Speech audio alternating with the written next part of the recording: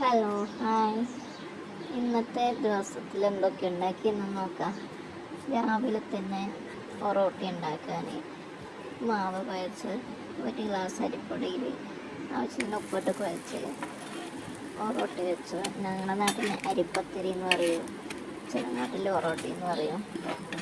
അങ്ങനെ അത് രാവിലെ ആക്കി. പിന്നെ ചിക്കൻ വറുത്തരച്ച് വെക്കാൻ കറിയാക്കാൻ വേണ്ടിയിട്ട് തേങ്ങ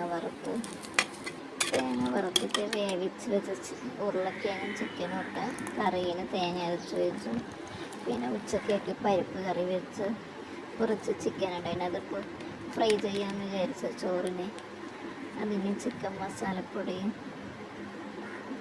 ഫ്രൈ ചെയ്യുന്ന മസാലപ്പൊടി, ഉപ്പ്, മുളക് പൊടി, ചെറുനാരങ്ങ, കുരുമുളക് പൊടി എല്ലാം മിക്സാക്കി ചിക്കന് അതിൽ മസാല പുരട്ടി വെച്ചു.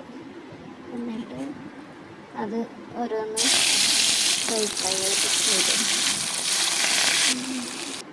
അങ്ങനെ പൊരിച്ച് വെച്ചു. പിന്നെ മോരുണ്ടായിരുന്നു, പപ്പടം, പരിപ്പ് കറി, കാബേജ് തോരൻ, പിന്നെ കുറച്ച് ചിക്കൻ കറി ഉണ്ടായിന്.